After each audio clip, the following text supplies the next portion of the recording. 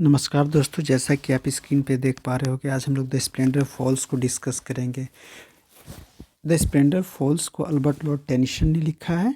Option में CGL के अगर आप पोएट्री सेक्शन पढ़ोगे तो द स्प्लेंडर फॉल्स भी पढ़ना है। तो चलिए थोड़ा हम लोग बेसिक चीज़ें जान लेते हैं इनके बारे में। तो इनके राइटर का नाम अगर आप देखोगे तो राइटर का नाम अल्बर्ट लॉर्ड टेनिसन है। क्लियर। और अगर हम बात करें कि इनका जन्म कब हुआ था तो 1809 में और 1892 में इनकी मृत्यु हो गई थी। Albert Lord Tennyson was a renowned British poet of the 19th century. कह सकते हैं कि बड़े ही रिनोन ब्रिटिश पोएट थे। 19th सेंचुरी विक्टोरियन एज के राइटर थे और पोइटिक मास्टरी के लिए इनको जाना जाता है विक्टोरियन एरा में, है ना। और ये इनका अगर फुल नाम बात करेंगे तो अल्बर्ट लॉर्ड टेनिसन। और इनकी बर्थ की बात करेंगे तो अगस्त 6 में, अगर आप, ये तो डिटेल नहीं पूछेगा इतना, लेकिन आप जान लीजिए अगस्त 6 में इनका हुआ था। और मृत्यु की बात करेंगे तो 1892 में हुआ था, अक्टूबर 6 में। अगर फैमिली बैकग्राउंड की बात करें तो मिडिल क्लास फैमिली से आते थे और 12 चिल्ड्रेन इनके, मतलब कह सकते 12 सिबलिंग में ये 4th नंबर में आते थे। क्लियर। कैम्ब्रिज यूनिवर्सिटी में इन्होंने अपनी पढ़ाई लिखाई की थी। और पोइटिक करियर की बात करें तो अ, इन्होंने अपने लाइफ में बहुत सारे वर्क को लिखा है। इसके पहले आपको एक और चीज़ जानना है कि पोएट लॉरेट भी ये 1850 में बने थे आफ्टर विलियम वर्ड्सवर्थ के बाद। नोटेबल वर्क की बात करें तो break break, the lady of Shalott, Maud, in Memoriam, Arthur Henry Hallam, ये इंपॉर्टेंट वर्क इनके हैं। और आगे अगर बात करेंगे तो the change of the light brigade, ये भी इनका एक फेमस वर्क है। तो कुछ फेमस वर्क इनके हैं। और द स्प्लेंडर फॉल्स की बात करें तो इसमें इंपॉर्टेंट पॉइंट आपको क्या याद रखना है, इसको लिखा गया था 1848 में। क्लियर। 1848 में लिखा गया है और पब्लिश इसको किया गया था 1850 में। और कहा जाता है कि प्रिंसेस नाम का एक वर्क इनका है, इसी का एक पार्ट है ना, इसको कहा जाता है। और ब्यूगल सॉन्ग में इसका जिक्र किया गया। ब्यूगल की बात अगर करेंगे तो आप यहाँ पे देख सकते हैं, इसको ब्यूगल कहा जाता है। एक इंस्ट्रूमेंट है जिसको मुंह से हम लोग फूंक करके बजाते हैं। क्लियर। अगर आप स्प्लेंडर फॉल ऑन कैसल वाल, अब देखोगे कैसल का मैंने यहाँ पे एक पिक्चर बनाया है ना। तो यहाँ पे देखिएगा कि कहा जाता है स्प्लेंडर मतलब अगर आप जानना चाहोगे तो होती है सूरज की गहरे लाल किरणें। The splendour fall and castle वाल, ये भी एक कैसल है। इसके चारों तरफ जितने भी वाल लगे हुए हैं वहाँ पे क्या गिर रहा है, डूबते हुए सूरज की गहरी और लाल किरणें यहाँ पे पड़ रही हैं। पोएट कहते हैं कि सनसेट का समय सूरज की किरणें जो डूब रही है वह किले की दीवार पर गिर रही हैं। ऐसा यहाँ पे पोएम का जब फर्स्ट लाइन आप पढ़ोगे, the splendour fall and castle walls and snowy summit all in story. इसलिए आज पोएम में तो हेडिंग आपको द स्प्लेंडर फॉल्स ही मिलेगा, बट अगर आप आगे इसकी लाइन को पढ़ोगे तो उन कैसल वॉल्स भी हैं। आगे अगर हम बात करेंगे तो बहुत सारे लिटरेरी डिवाइस का यूज किया गया पोएम को अच्छे राइम स्कीम में लाने के लिए। There are different type of poetic device use in the poem, alliteration, repetition, personification, है ना। इस तरह के लिटरेरी डिवाइस यहाँ पे यूज किए गए। एक दो लिटरेरी डिवाइस में पोएम पढ़ाते समय आपको जिक्र करके भी बताऊंगा। The splendour falls Albert Lord Tennyson ने आपने देख लिया। अगर हम फर्स्ट लाइन की बात करें तो there are 3 stanza, okay, 3 stanza में बटा हुआ है। The poem is a beautiful exploration of the natural world, natural world के बारे में बताया गया है। इकोज जो होते हैं, जो आवाज़ प्रतिध्वनि होती है ब्यूगल की, उसके बारे में इस पोएम में जिक्र किया गया है। तो चलिए हम लोग इसको समझते हैं। आप पोएम को पढ़ने से पहले एक चीज़ आपको ध्यान में ये रखना है कि जब भी आप पहाड़ की चोटियों में या पहाड़ हिली एरिया में जाओगे और अगर आप कुछ आवाज़ ज़ोर से करोगे तो उसकी इको क्या करती है, इको रिटर्न होकर के प्रतिध्वनि हमारी उसकी गूंज वापस आती है। तो ये भी राइटर भी जो पोएट हमारे हैं अल्बर्ट लॉर्ड टेनिसन, ये भी क्या है, एक जगह बैठे हुए हैं और इस नज़ारे को देख रहे हैं। मतलब कह सकते हैं कि जो कैसल है उसके एक झील के किनारे बैठे हुए हैं और सूर्य की किरणों को जो लाल गहरी लाल किरणें हैं वो कैसल में गिर रही है, उनको देख रहे हैं। तो चलिए पोएम को थोड़ा समझते हैं और इससे बनने वाले इंपॉर्टेंट क्वेश्चंस को भी हम आगे जिक्र करेंगे। The splendour falls on castle walls and snowy summit, summits की बात करेंगे तो पहाड़ की चोटियों को कहा जाता है। पहाड़ की जो चोटियाँ होती हैं उसको समिट्स कहा जाता है। तो यहाँ पे देखिएगा the splendour fall and castle wall. Castle wall में क्या गिर रहा है, सूर्य की गहरी किरणें, लाल किरणें गिर रही हैं, और स्नोई समिट, और कहाँ पे, जो यहाँ पे पहाड़ की चोटियाँ हैं वहाँ पे, ओल्ड इन स्टोरी वो उसमें भी ये पड़ रहा है, जिससे ऐसा प्रतीत होता है कि पहाड़ की चोटियाँ जो बर्फ़ से ढकी हुई है, ऐसा नज़ारा हमें पुरानी कहानियों में देखने को मिलता है।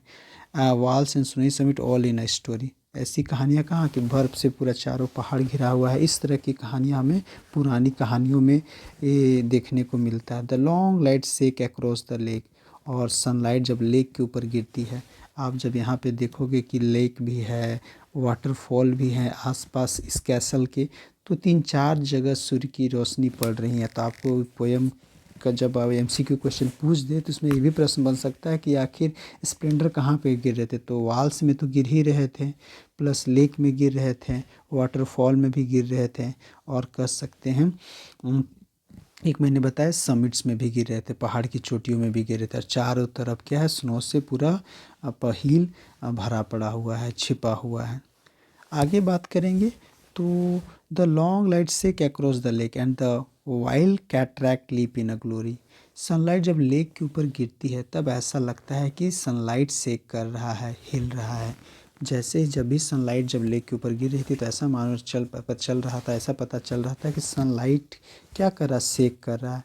लेक की पानी हिलता है तो देखकर ऐसा लगता है मानो सनलाइट हिल रही है ना। लेक के पानी में जब सूर्य की रोशनी पड़ती है तो ऐसा प्रतीत हो रहा था कि क्या हो रहा है, कि मानो सनलाइट हिल रही है। और आगे हम देखेंगे एक पोयम के लास्ट लाइन में, देखिएगा हर पोएम के लास्ट लाइन में एक इन्होंने एक लाइन को रिपीट किया है, जहाँ पे रिपीटेशन आपको मिलेंगे और एडिटेशन मिलेंगे। जैसे देखिए, blow bugle blow set the wild echoes, flying blow bugle answer echoes dying dying dying. इसका मतलब ये हुआ कि आप देखोगे कि पहले तो इसका कैटरैक्ट का मतलब समझ लो, इसका मतलब होता है वाटरफॉल। इसका जो यहाँ पे मतलब आप थोड़ा जान लो तब मैं समझा देता हूँ इसका क्या अर्थ होता है। कैटरैक्ट, कैटरैक्ट मतलब हुआ वाटरफॉल, क्लियर। तो कैटरेट का मतलब यहाँ वाटरफॉल हुआ, और blow blow blow bugle blow, यहाँ पे राइटर हमारा पोएट क्या कहना चाह रहा है, पोएट कहना चाह रहा है, पोएट कहते हैं कि ब्यूगल को बजने दो और इस जंगल में इसकी गूंज जितनी दूर तक जा सकती है जाने दो, और ब्यूगल की आवाज़, उसकी गूंज तब तक सुनाई देगी जब तक जो बहुत दूर तक वह नहीं जा पाती है। मतलब कि यहाँ पे ये कहना चाह रहा है कि blow bugle blow set the wild echoes flying blow bugle answer echoes dying dying dying. Poet कहते हैं ब्यूगल को बजने दो और इस जंगल में इसकी गूंज जितनी दूर तक जा सकती है उतनी दूर तक जाने दो, और ब्यूगल की जो बीगल की आवाज़ की गूंज सुनाई तब तक देगी जैसे जैसे वो आगे बढ़ती जाएगी, वैसे वैसे उसकी ध्वनि क्या होती जाएगी, कम होती जाएगी, और अंत में वह क्या हो जाएगा, पूरी तरह समाप्त हो जाएगा। मतलब जब तक वह बहुत दूर तक नहीं जाता है ब्यूगल की आवाज़, तब तक तो वो हमें सुनाई देगा, लेकिन जैसे वह धीरे धीरे आगे बढ़ता जाएगा उसकी वॉइस, उसकी आवाज़ क्या हो जाएगी, कम हो जाएगी और अंत में समाप्त हो जाएगी। इसलिए बोला इकोज डाइंग डाइंग डाइंग। तो यहाँ पे हमें उनकी आवाज़ को सुनने को कहते हैं कि इसको बजने दो, इसको बिल्कुल भी ब्यूगल की आवाज़ को रोकना मत, इसको बजने देना। Clear. In the first part of the Splenderful, the poet describe a beautiful scene with the light and castle wall. अब आगे अगर आप देखोगे कि जैसे जैसे हम किसी पहाड़ पर चढ़ते हैं तो हमारी आवाज़ भी गूंजती है, फिर धीरे धीरे गायब हो जाती है। यानी पोएट भी ब्यूगल को लेकर यही चीज़ बताना चाह रहे हैं कि आप कभी भी पहाड़ी इलाके में जाओगे, चिल्लाओगे, आवाज़ करोगे तो उसकी इकोज हमें वापस घूम करके आती है ना। तो in the first part of the splendourful the poet describe a beautiful scene with the light and castle wall, snowy mountain tops and lovely waterfall. He suggest blowing a bugle to make echoes in the mountain creating a scene of adventurous and glory. मतलब इस line में मैंने जो ऊपर बताया आप समझ गए होंगे कि क्या इस फर्स्ट 4 लाइन में ये बताना चाह रहे हैं राइटर। आगे आते हैं ओ हाक। हाक का यूज होता है लिसन, सुनना। हाक का मतलब हो गया listen. O hear how thin and clear.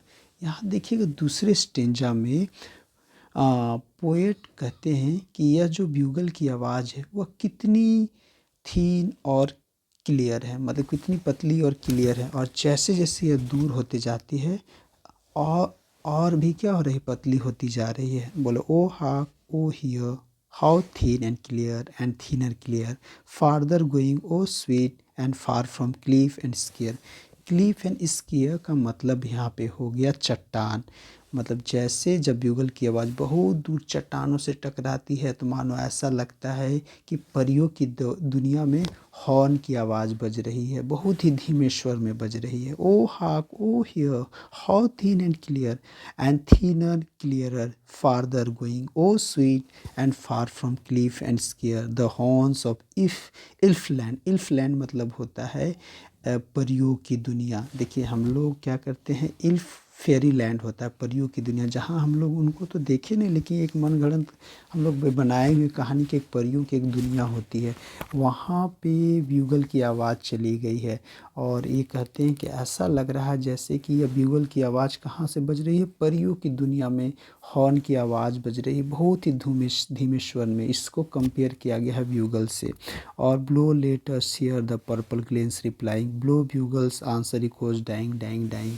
यहाँ पर पोएट ने वैली को पर्पल इसलिए बोला है कि सनसेट का समय में पोएट को हर चीज़ बहुत ही सुंदर और गहरे रंग की दिखाई दे रहा है। मतलब आप जब इस द स्प्लेंडर फॉल्स को पढ़ोगे तो आपको पता चलेगा कि जो अल्बर्ट लॉर्ड टेनिसन हमारे हैं, वो शाम के समय में, सनसेट के समय में झील के किनारे बैठे हुए हैं और इन सारी नज़ारे को देख रहे हैं, ब्यूगल की ध्वनि को सुन रहे हैं, और इस तरह की कल्पनाएं, इमेजिनरी थॉट इनके माइंड में बन रहा है। तो in the second part of the poem the poet listen to faint and sweet sound echoing from Elfland. मतलब वो किनकी आवाज़ सुन रही है, परी लोग से जो आवाज़, हॉर्न की आवाज़ आ रही है, उसकी ध्वनि ये सुन रहे। This musical horn sound evoke a sense of enchantment and mystery, the poet want to echoes to respond creating a vivid and otherworldly atmosphere. तो दूसरा स्टेंजा भी आई होप आपको समझ में आ गया होगा।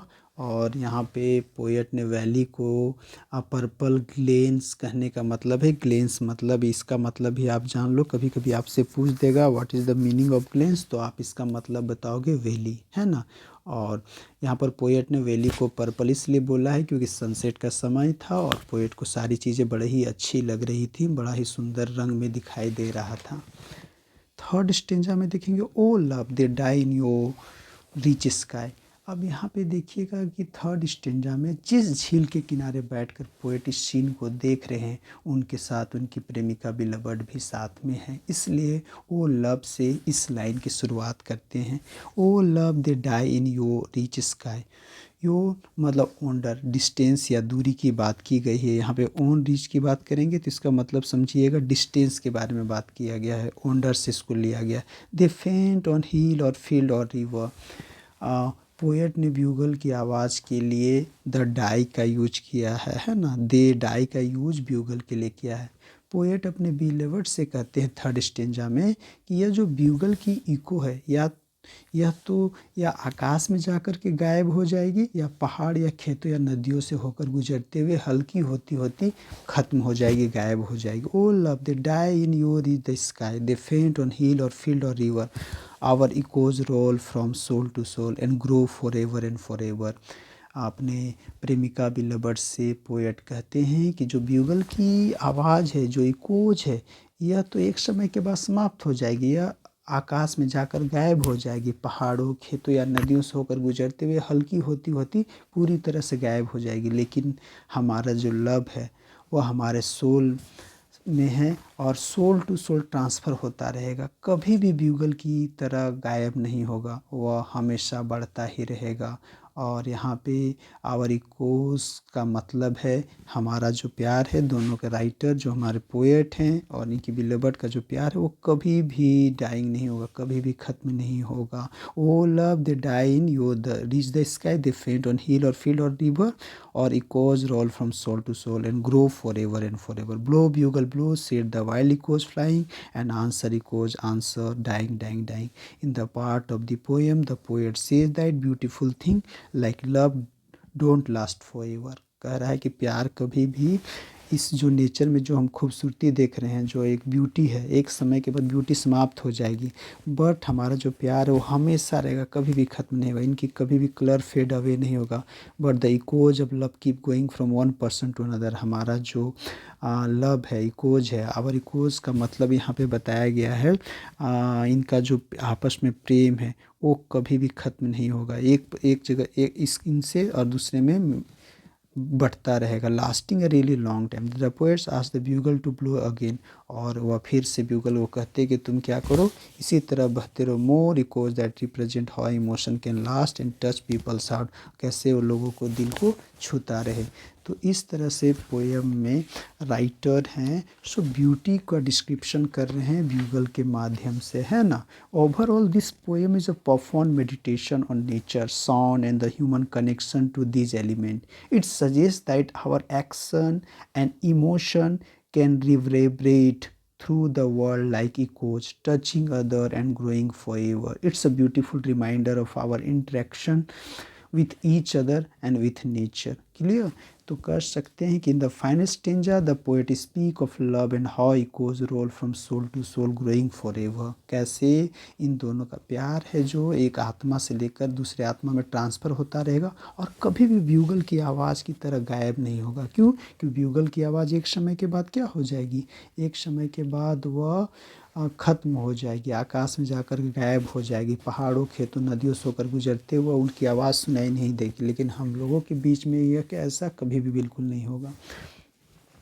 तो बहुत सारे प्रश्न बन सकते हैं, जैसे एक प्रश्न आपसे ये बन सकता है कि in the poem where does the splendour fall. आपसे पूछ सकता है कि इस पोएम में where does the splendour fall, splendour fall कहाँ है, on the castle wall, on the battlefield, on the village square, on the river bank. तो आपका जवाब होगा on the castle walls. Clear?